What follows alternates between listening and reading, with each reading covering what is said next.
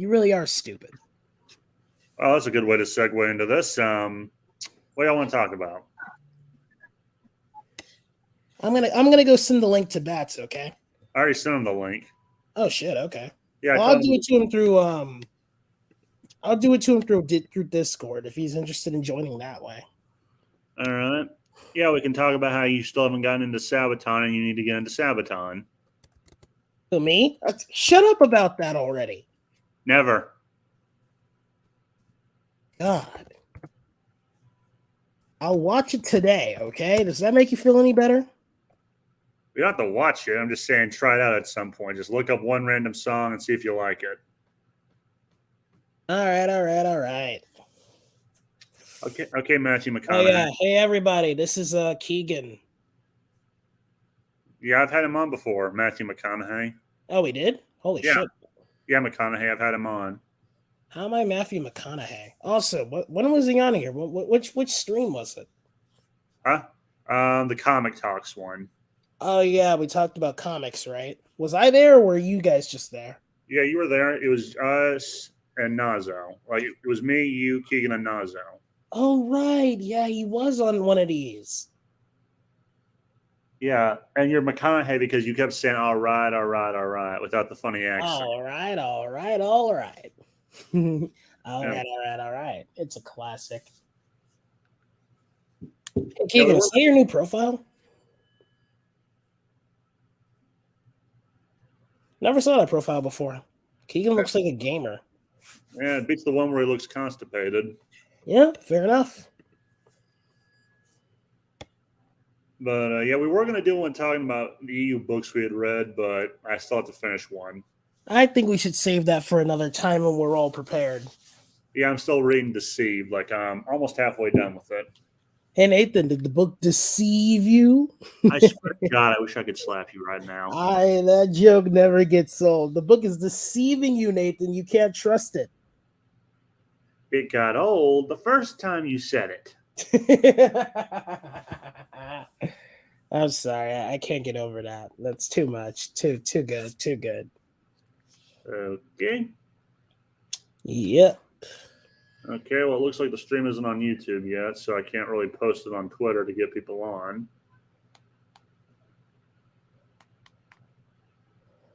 Anyway.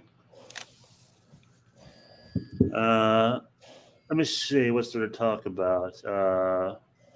Well, Europe's gone to hell. What's gone to hell? Europe.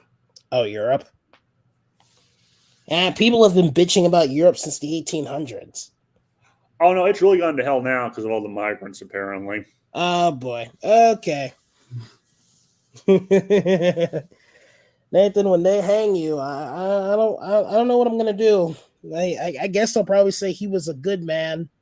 He was a man. say I was crazy. I would rather people remember me as crazy. Okay, yeah, he was a fucking nutcase, but he was a nice guy to hang around. Yeah, let this be said, ladies and gentlemen. I was crazy. I read lots of shit, and I was crazy. Oh my god. For the instance, The Prince. I've read that, and I went crazy.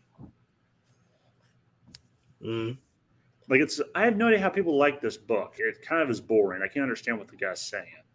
Oh. Honestly, though, Nathan, why are migrants an issue in Europe?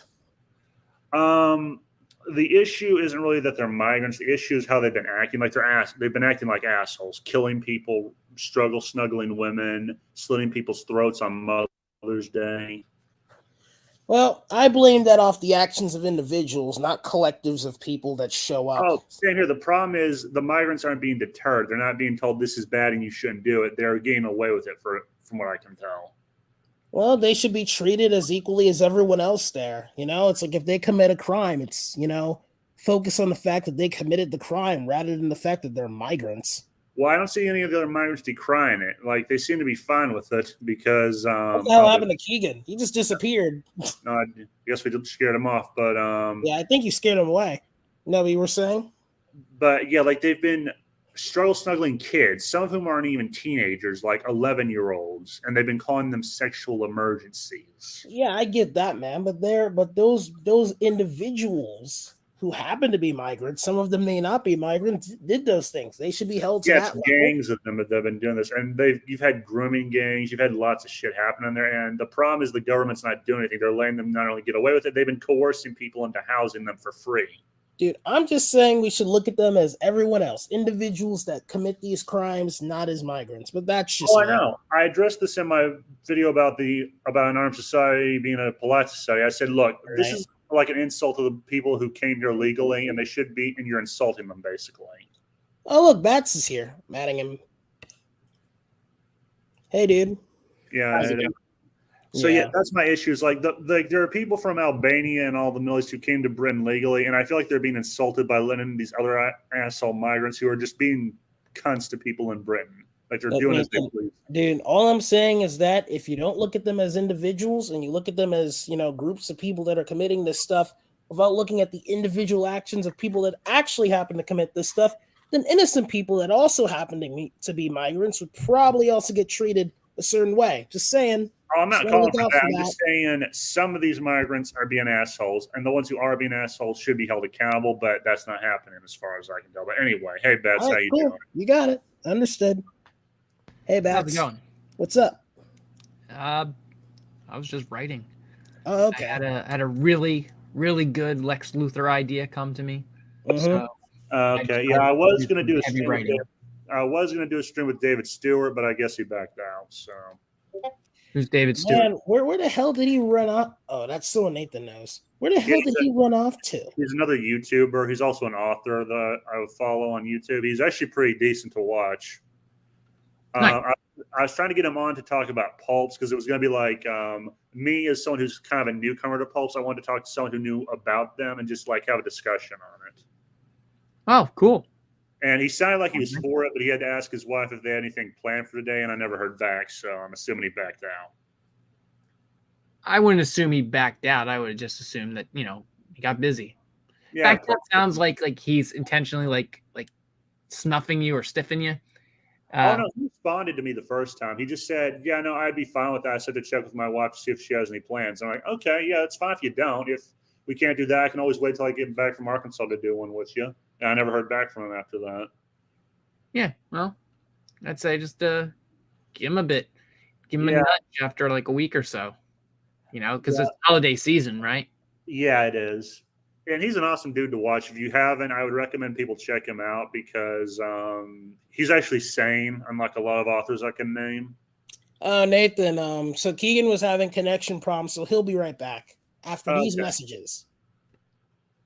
Okay. So, yeah, anyway, I was talking to Dan about the migrant thing in Britain and how Britain's pretty much screwed and it's kind of their own fault. Well, no, it's their leaders' fault. The people didn't really ask for that. I just look at people as individuals. It's like, that's how I look at it. That's all. I know, but it's not just Britain that this has happened to. Like, it's happened to, like, a lot of European countries. Like, there was this one. I know, Nathan, and I'm just saying that if people show up there and some of them happen to do things, we should just judge them as everyone else. Just putting it out there. I know, but they tried to bury the story of what they did. Like, in Cologne on New Year's Eve on 2015 and 16, there was these mass incidents of struggle snuggle by these assholes, and they tried to suppress the story in the media. I get that, and that's wrong. Trust me, that's fucked up. I'm just saying that if we look at them as individuals, then things could get better. Yeah, my point of the video was I basically just said, look, if these people in Europe had been armed, these migrants probably would have never had the balls to do it. They probably would have thought twice about it. And it looks like my stepdad's back. Hey, you never know, Nathan. There's some real crazy people out there. Oh, yeah. Even with an armed society. So I wouldn't even assume that. Expect the unexpected. That's more of a hope of mine. But, yeah, so anyway, other than that, I've just been writing and reading and trying to have some fun. But mostly I've been bored. Oh, crap. Be right back. Hey, sure, man. Come on. Hey, Bruce, how you doing? I'm doing all right. Yeah, that's good for you, man. That's good for you. Okay, I'm back. I would say my thoughts on the whole migrant thing. Well, first thing to address would be I thought Britain was gone a long time ago. I thought they're pretty much just they're done. However, Brexit kind of made me open my eyes and say, well, no, things can change drastically and for the better. So, okay. So, and then the other unmentionable thing that happened, Supreme Court's decision that took place in June of this year. That was one that was unexpected. It's like, whoa, never in my lifetime did I think that would happen. So, that's God. Like if I had to connect my wired earbuds in order to speak. Hey Keegan, you had your profile before. Now you look like a faceless freak. Shut up. Thanks. You'll get the paper. Didn't have room for my hand. Yeah. So the whole migrant thing, I look at it as it's going to go one way or the other, and it's frankly it's England's problem to deal with. You know, it's their problem to deal with. As an outsider, just look at it and say, well, I don't plan on going there anytime soon because I know, they don't have their stuff together. I know, but that's the problem for me is because I wanted to visit Britain in my lifetime. So if they don't settle, Damn, that's loud. Oh, thank you. Stuff high, man. $16. Didn't know that. I didn't either. I thought it was gonna be about $5. So anyway, yeah, like I'm just looking at like my concern is like let's say the migrants they become a worse problem and they take over Britain. I'm worried either they'll take over or they'll run out of money in Britain and they'll come to America looking for money here. That's my only concern. Yeah, I wouldn't concern about that. Okay. Like I wouldn't concern about that at all. I would just let it go. Because wherever happens, you know, wherever a quote unquote problem rises, there's always someone who's going to propose a solution. And, you know, you can choose to be a part of the solution. You know, you could say, hey, I'm going to actively engage in this, or you can sit and spit about it, you know, and if you're going to sit and spit about it, well, then, you know, it's a talking point for a conversation. It's something you can express your ideas, your thoughts on, but ultimately there's nothing you can do about it. About what? About the migrant thing in England. And Europe, basically. I'm hoping it gets resolved peacefully. That's my only hope.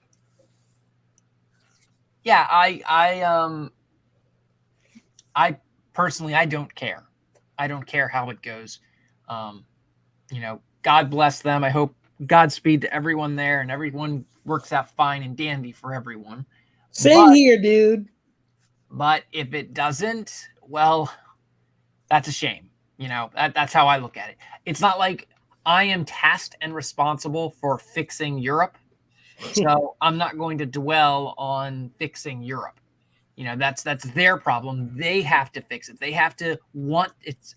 It's like a drug addict. You have to want to get better. Okay? And if they don't want to get better, then obviously they have a vision or they have something they want that they're trying to obtain or they're trying to strive for. And it's, I guess, a part of the plan, or perhaps it's an unintended consequence and they have to adjust and modify and work with that. You know, yeah. I woke up this morning and I realized that I am a perpetual optimist because I thought about my retail job when I was working in retail, and I could only think about, I struggled to find anything in my mind that really I hated about the job. And I had to think, and I was like, what about this? And I was like, no, not really. What about this? Well, not really. And I was like, I liked all of the good stuff. Like my memory was able to drop all of the good times of making people smile and doing things that you know, I didn't get any real credit for, but in my heart, I knew I did a good thing. You know, I thought about all of those, and I was like, I miss retail. I miss working in that environment. You know, it's a cancerous environment. Cancerous. It's terrible. But like I said, I realize that I'm an optimist for some reason. For some reason, I'm an optimist. Wow. Crazy, huh? Yeah. You an optimist, like that catches me through a loop. Okay, that's a fair point to have, I suppose. Yeah, sorry, I had to move the computer because my family just got back. I thought they'd be done before I finished this. No, Ethan. They're on to you. You need to hide your secrets before it's too late. Why? They're on to you, Nathan. You can't hide your alternate life forever. I have that. Apparently, Dan already told you which comics I got, but even though I told him to wait. I saw the pictures the other day. I never told him what comics you got. I asked him how he felt about those comics in particular. I was asking his opinion on them. Can I guess what his response was? I don't care. And also, Dan, you're wrong. Earth One and the Earth One comics are literally not connected to the New 52. They're not. They're basically Elseworld stories. They're their own. I looked into it. They're their own self-contained little stories. Those are Elseworld's timeline. Batman, the New 52 New 52 officially started after Flashpoint.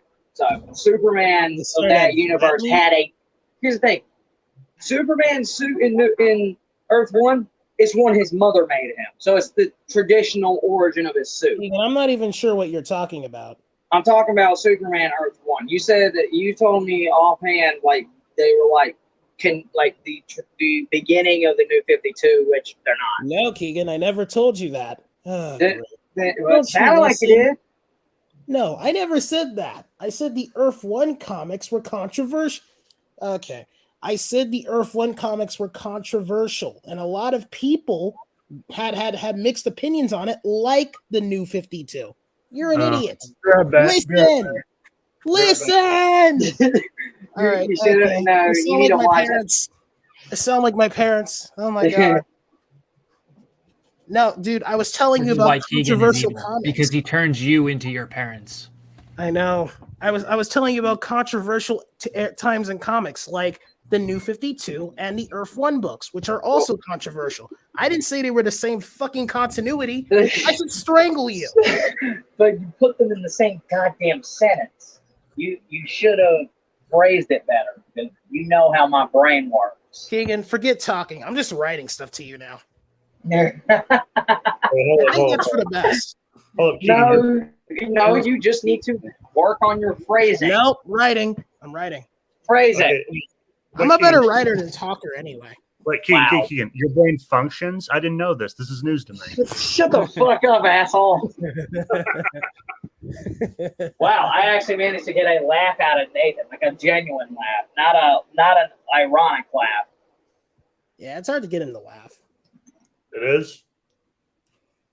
Yeah, kind of, man. I mean, It's hard to get a genuine laugh out of you. It's easy to get like an ironic laugh, like something like a scoff kind of situation, or like a sarcastic one. But a genuine one, yeah, that's pretty difficult to get out of you.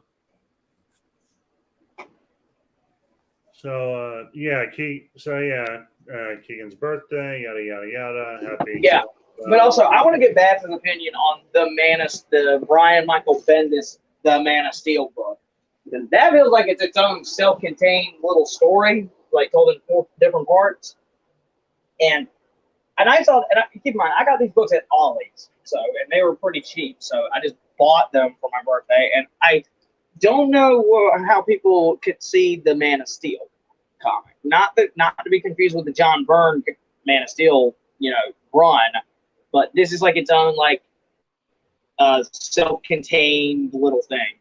Like I don't know, like, and keep in mind, I don't know when this version came out. No, this one came out. Actually, no. Brian Michael Bendis wrote this one. It was what year did they come out? 2018. It came out like 3 or 4 years ago. So it came out. Oh, I haven't read it then. Yeah, it came out in He probably 2018. hasn't, but I'm asking Nathan, what do you mean Bendis is coming? It's a joke. I heard apparently like when Bendis left Marvel to come to DC, there was this thing that said Bendis is coming. Nathan, Bendis you know he left DC too recently. I think he's officially retiring. Oh, good. From what You know I hear, what? Bendis also say that he was going to bring Nuclear Man from Superman 4 into official comic canon, and he did, only to kill him off. Honestly, Bendis is a mixed bag for me. I like some of his stuff, but I don't like other stuff. And honestly, I haven't read any of his earlier stuff, but from what I hear, people tell me that his earlier works were good. Are good, but his modern stuff sucks.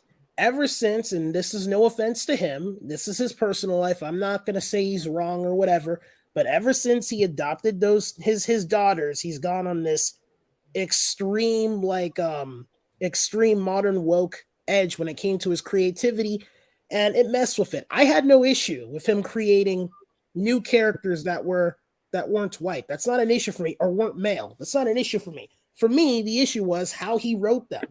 They Make were them just fucking interesting. I mean, I'm like okay with a black. Miles Morales Here's the thing. I'm okay with a black. mess. Yeah, I'm okay with like a black Superman. Just he needs to be a well-written black Superman. The point, Exactly. the point I'm trying to make here is that I'm perfectly fine with Brian creating characters that are minorities or females. That's cool. I have nothing against that. Well, with modern wokeness, he focused more on them being, minorities and females than their characters, which honestly screwed over a lot of his shit. It became a huge mess. But yeah, I think that stuff got slowly better. Like Miles started out mediocre, but he got better over time. And Into the Spider-Verse perfected his character.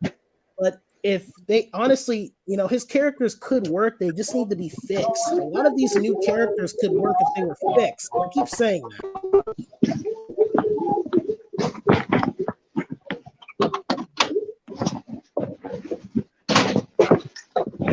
that. Keegan, are you okay?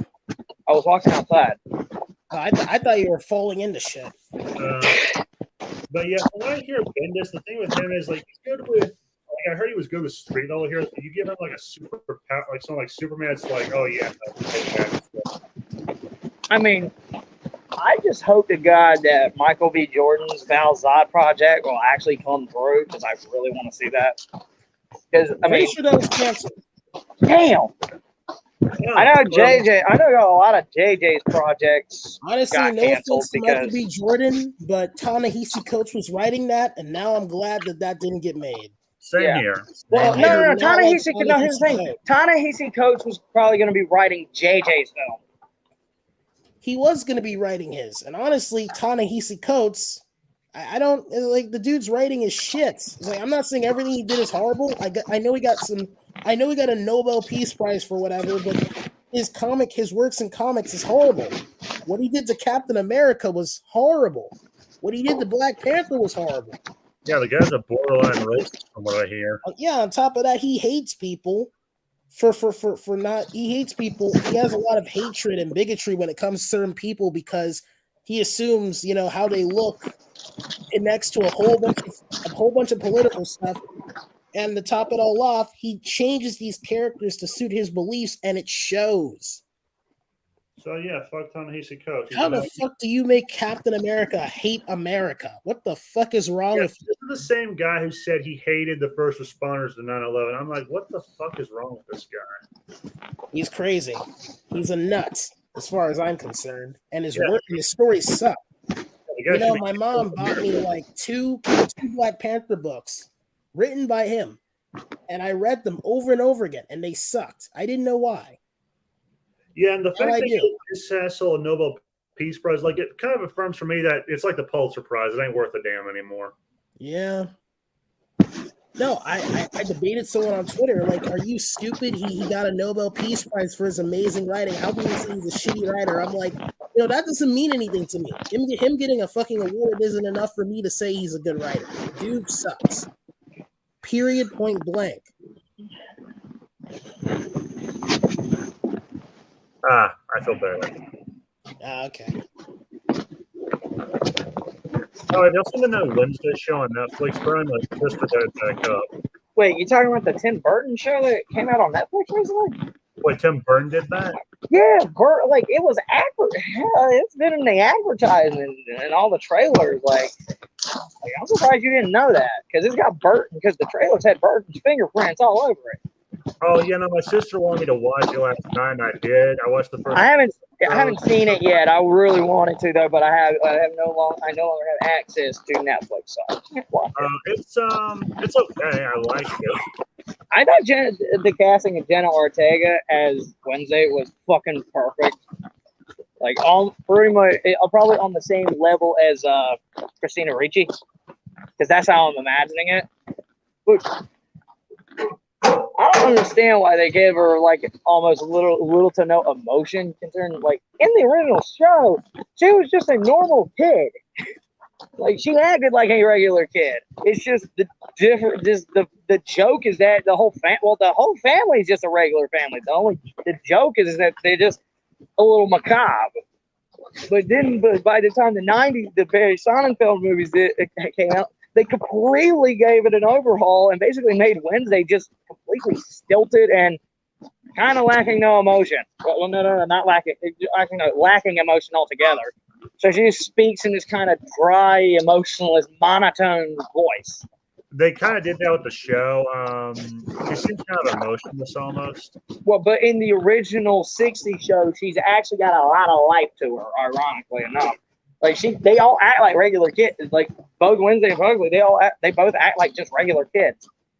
It's just it's just got a horror backdrop. That's all it is. Yeah, the funny thing is in the beginning, you see her find her brother locked in a locker, and she's like, "I want names." And she finds out they're the swim team, so she lets loose she lets loose an army of piranhas. Yep. And they bite him, and they basically eat off his junk. Yeah, it was in the trailer. Okay, never mind then. Like, because I didn't see any ads for this on YouTube, so I did not know it existed. I saw the ads on YouTube and on Twitter. You probably just stayed off of YouTube then. No, YouTube is usually ad free for me because I usually skip all the ads. Yeah, so you probably did see an advertisement and you probably just didn't care. I think I saw a YouTuber talking about it and how they thought it was going to be bad, but that's about it. I thought it would be. I mean, Tim Burton's one of those guys that I don't think can actually make a bad movie.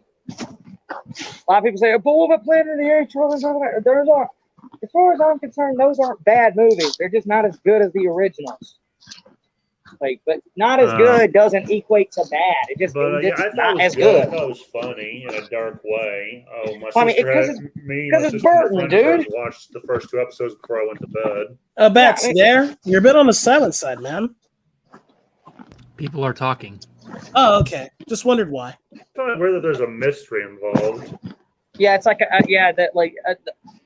that I was wondering. It's like, wait, this is a mystery show as well. God, I need I find it funny though that the academy she's at is named after Edgar Allan Poe. Huh.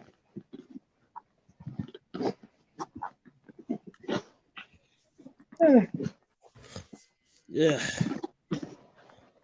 Also, speaking of Poe, who's watched The Raven? And I'm talking about the movie with John Cusack as Poe. I'm talking about like an adaptation of the book. I'm talking about the fucking thriller film that came out in like 2012 or so. Yeah, I never saw that. I remember the ad for it when I was in high school, but I never got to see it. I never saw The Raven either. I've seen advertisements for it and posters, but I've never actually watched the movie. I think later in my life I revisited the movie in terms of clips to see how it worked. And I watched the trailer again, and I was like, I kind of want to see this. I wish I could find it and watch it because John Cusack's a damn good actor. And I thought it was John Cusack that was in the Mothman Prophecies, but actually no, that was Richard Gere. I was like, what?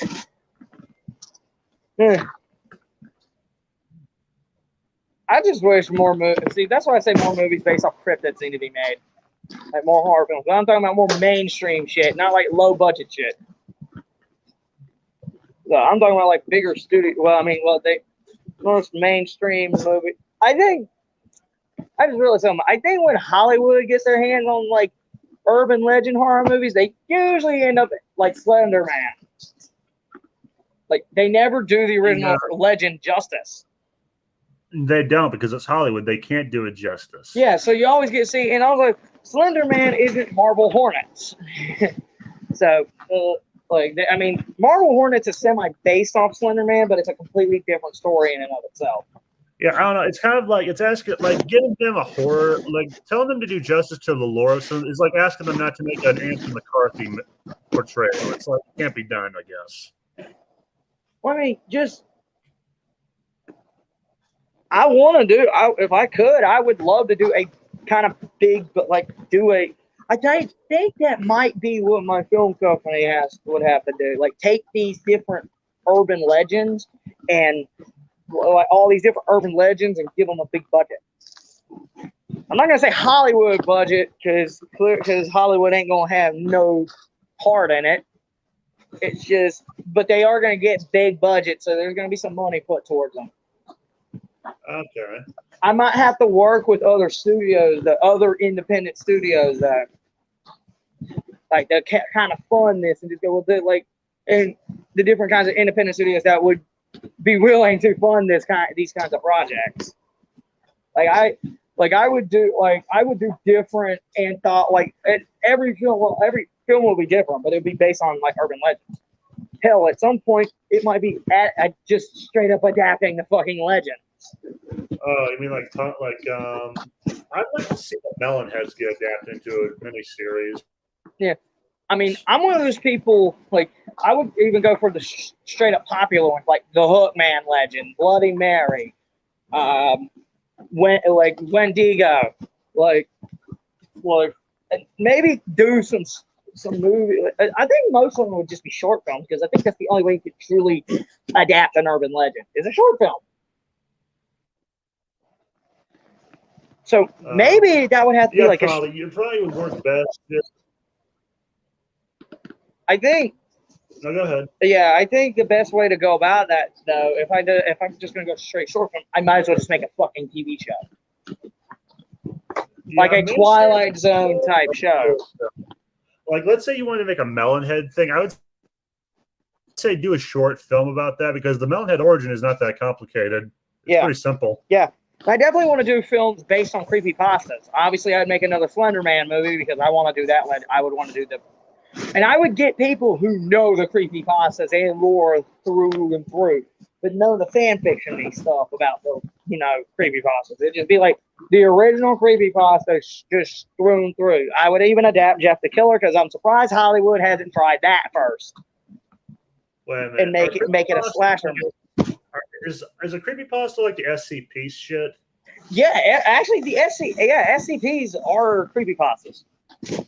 Okay, because I like those. Like I like that could be a great ambassador of Alagaga. Yeah, that would be like a if I were to do something with SCPs, I would do it like an almost documentary type. Yeah, like a journalist, someone who's investigating it, or like it's after the fact, and just like you're seeing the aftermath of an incident. Yeah, I mean, I'd probably also do something like what Channel Zero did. They basically Sci-Fi had a show called Channel Zero, like it was a short-lived show, and I think it was an anthology show, but an anthology in the same vein as like American Horror Story, where each season is a different story. Like, let me see if I can find it. I really want to watch Channel Zero, specifically the Candle Cove season, the first season, because I heard about Candle Cove and that is one fucked up story. Here it is. The Court of the Hanged King. Yeah, that was a good story. Yeah. Also, how to be a series of documents, like someone was investigating what happened in an incident, and have it be like that's the SCP short story. It's just like a series of journal entries investigating the matter. Yeah, it'd be like if it was in a written format, it'd be an epistory. Like different journal, like it'd be like the Dracula novel, comprised of different journal entries or diary entries or whatever. Like but this would be in this case, it'd be like found footage. well, not really found footage. It'd be Oh, cinematic. yeah, do that also. Like, you have interviews. Yeah, depending on Yeah, like depending on the interview because people. depending on the creepypasta will like the different depending on the creepypasta it will determine what particular way I would go about it. For something like Slender Man, that would be found footage, and I'd probably literally take a page from the Slender game, Slender the 8 pages. That would kind of be the plot. Like, I know it works in the game, but it would be tricky to do that in like a movie. But hey, like it's a POV, it's a first person game, it's a first person survival game. You might as well do that for the movie. Make it a found footage flick, like in the same vein as Blair Witch. That's what I would do with that's what I would do with Slender Man. I'd make it found footage, kind of like Marble Hornets, and but make it more in the vein of Blair Witch. Yeah, kind of like that, or like having like found footage, like series of interviews, recordings. Yeah, kind of like lost tapes. Now I think about it. Up to something. Yeah, but I would do. Yeah, so that's how I would do like Slender Man. Now Jeff the Killer, that would just be a straight up slasher. Because Slender Man, creepiest of the creepypasta. Actually, no, the creepiest one is No Face. That one creeps the fuck out of me. Yeah, I mean, I would also do like again. There's another creepypasta, The Rake. I would definitely do that. I would adapt that. That would be a survival. That would probably be like a survival movie. Well, no, that would be survival because it'd be adapting the legend, like almost beat. It would be adapting the story almost pretty much beat for beat. Basically, it'd just be taking that story completely, just making a film version. And that would be a short. That would be a short film. What about you, Dan? What would you do, Dan? I mean, assuming you can hear me. I don't think Dan is very into the whole horror creepypasta thing. Did something happen? He asked you a question. Oh, about what? We're asking if you could do a creepypasta, which one would you do? Oh, none. I had a creepypasta phase when I was, I would say 13, but I grew out of it. I mean, because I'm thinking like if I want to start doing something small, I may adapt. Like if I want to have my film come, because I'm getting sick of waiting on Hollywood to adapt these stories into film. And they tried to adapt Slender Man, but they fucking failed. So I would do it. You want to know why? They couldn't get an actor slender enough. No, they got Javier Botet. That's like they had an actor slender enough. It's called. And you ruined my joke. Yeah, Javier Botet. Like I thought he was the perfect damn choice. And he's tall enough. It's just that they didn't adapt the story. They decided to make up their own bullshit story instead of just stick to the legend. If I do it, is like, why not just stick to the material? Like you got a built-in thing here, go off that, and just run with it. Yeah, build off of like stick to the source. Like and try your damnness and not deviate. Like deviate as little as possible to almost like deviate so little or do not deviate at all. And just stick to the source. Like use the source as a script or as a synopsis for the film, and just take that original story, like the Scary Stories books. Now for something like Scary Stories to Tell in the Dark, there are some stories and some creatures in those books, they don't have a description. Like, for example, I've said this before, like in the Big Toe story, the monster is really not, it isn't really described. You just hear the voice, like, because that's not the point. I guess you're not supposed to see the creature. Like, the whole point is that you just hear the voice and you hear it coming closer and closer, and then it's a jump scare. Because that's one of those type of stories that has a jump scare. So, Like that'd be another series I'd adapt, but I'd adapt it into into an anthology show, like the books are. The books were anthologies, so different stories. But I do it in like a Twilight Zone thing with a narrator, like a Rodser, or at least something like a host that introduces the story. Like, and they'd be short because some of those stories are really short. Yeah, I wonder Nathan, are you okay? Yeah, he's okay. He said help. Yeah, I'm messing with you. Oh, okay. I'm bored. I'm bored. You're boring me. Wait, who's boring you? You? Are you boring yourself? No, I'm playing Team 4-Star. Okay. So you said help. I thought Dude, he's joking. Anyway, Nathan, like you were saying. I was saying, like, I sometimes wonder if the Creepypasta might have the same problem Lovecraft has. It's like, you have good concepts, it's just like you don't know how to adapt it. Yeah, that's the biggest problem. I mean, here's the thing. With something like Jeff the Killer, The Rake, like Slender Man, I mean, those three are pretty damn easy to adapt. Because there really isn't, like, because keep in mind, especially if you want to do something like an anthology show, and you don't really focus on the lore, you just want to focus on the story, like the individual stories. Like, okay, there's some things like SCPs that has a whole bunch of lore to it that you need to. That would be difficult to, that would be a difficult one to actually adapt, like a lot of Lovecraft stories, but because that's more like a cosmic horror situation. Because the SCP stuff starts to delve into more cosmic horror stuff, or Lovecraftian horror, or Eldritch horror, as I like to call it. But the point is, but things like I said, Jeff the Killer, fucking The Rake, Slender Man, and I'm pretty sure there's others. There's plenty of those that are very easy to adapt and really doesn't go off into insanity. Like, they're pretty fucking simple. But see, that's why I say, like, but again, some of the creepypastas tend to go more Lovecraftian. Yeah, that's not why I like Aligata. It has a Lovecraftian, like, it's something you don't really know about a whole lot. It makes no sense. It feels old.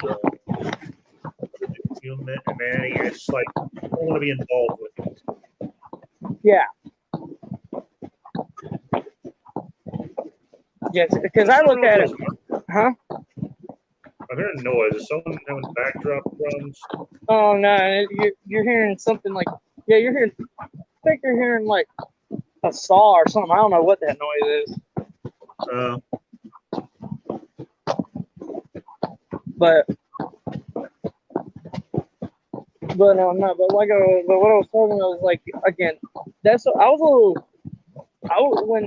when I heard that they were doing a Scary Stories to Tell in the Dark movie, I was wondering if it was going to be like an anthology or if it was or not, because I didn't know how they were going to do it. And then I found out, no, it's actually not an anthology. It's a single narrative storyline that actually adapts the story, that actually takes elements from the stories. So it's not strictly adapting the stories. It's just taking the stories and fitting them into a single narrative. So it like kind of taking these different stories and applying them to certain characters in the movie.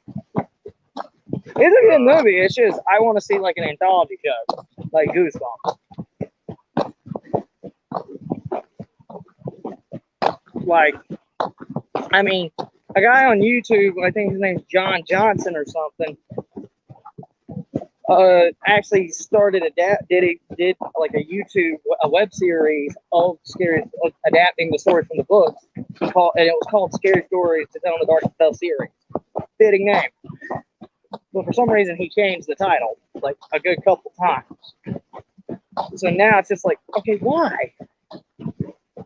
Like, I get changing it later on, but keep the original story, keep the original title intros the same. But I don't know. It was good. He did it pretty faithfully as much as he could. Again, not a whole lot of the I mean, a lot of it, like, especially for like a web series, the episodes were pretty faithful. But again, I want I want to take a crack at adapting the stories at some point.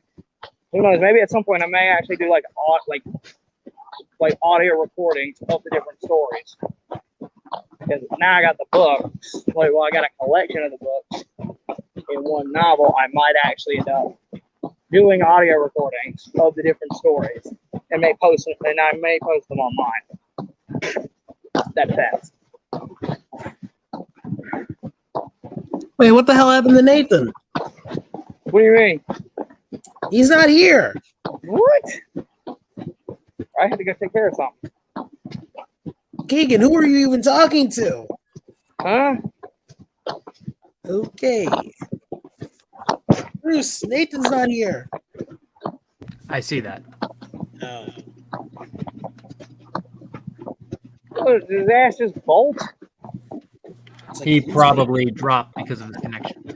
Yeah, I guess. So we're now trying to fill time. Yep. Makes sense. Dude, wow. Even the way you respond is like Batman. You're probably this universe's Batman. I wouldn't be fucking surprised. If only. Like you just state the facts, of the situation, and that's it. It's like I'm reading a comic book right now. It's funny. I just got done the other day doing some writing in a chat room, and it was amusing. Blowing. I'm gonna call them the audience away at Batman, because I was dealing with one person. I was dealing with a Harley Quinn, and everyone was watching and observing how I was dealing with Harley Quinn, and I had people jumping on my back for how I was handling her. They said, "Oh, Batman doesn't kill people. Batman doesn't do death threats, and Batman doesn't do all these things." And I'm like, okay, these guys don't understand psychology. That's the first thing. And the other thing is they don't know how to read English, apparently. Wow. But what was also comical is all the people complaining and whining about it. I had noted were either original characters or they were some like new iteration of a previously existing character. So they're like Connor Kent from a 2016 run of Superboy. Oh, right, yeah. So it's not like this is someone who knows anything about the comics. Honestly, it's like, didn't Batman threaten fucking Harley Quinn when she was touching buttons on the fucking Batmobile? Well, yeah. For example, and scare her into knocking it off. This one Cassandra Cain had questioned, why was my Batman such a hard ass to this Harley Quinn? And I didn't respond. But the solution was very simple. It's like in a role-play chat room. It's like everyone gets together.